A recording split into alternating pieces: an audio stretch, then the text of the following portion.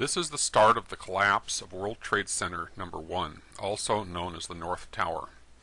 We are here tracking the motion of the roofline at 0.2 second intervals through approximately 32 meters, or 8 stories. This graph shows the height of the roofline as a function of time.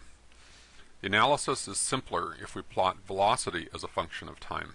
On this kind of a graph, a straight line indicates constant acceleration. First note that there is a sudden onset of collapse, as the point we are tracking makes a sudden transition from being at rest to an approximately constant downward acceleration. The slope of the graph indicates that the acceleration is 6.31 meters per second squared downward, which is 64% of free fall.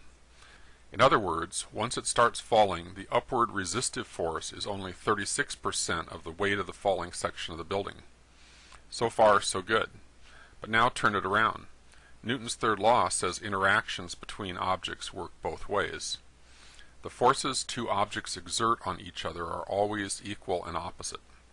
If the upward force acting on the falling block is 36% of the weight of the falling block, the downward force exerted by the falling block must be exactly the same, 36% of the weight of the falling block.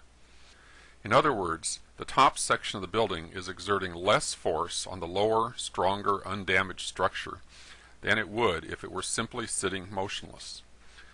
Therefore, as long as the top section of the building is in uniform downward acceleration, it cannot possibly be providing sufficient force to destroy the building. This may seem counterintuitive to you. You might think a falling block coming down on the lower section of the building would exert a greater force than a stationary block. But that is true only if the falling block actually impacts the lower block, which would cause the falling block to decelerate. The only way the falling block can continue to accelerate smoothly, as we see here, is for the lower section of the building to give way without significant resistance.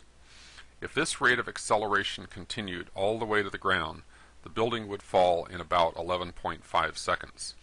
This is close to the observed collapse time. So far I've been using the term block loosely. What we actually see here is the falling section of the building turning to dust before our eyes.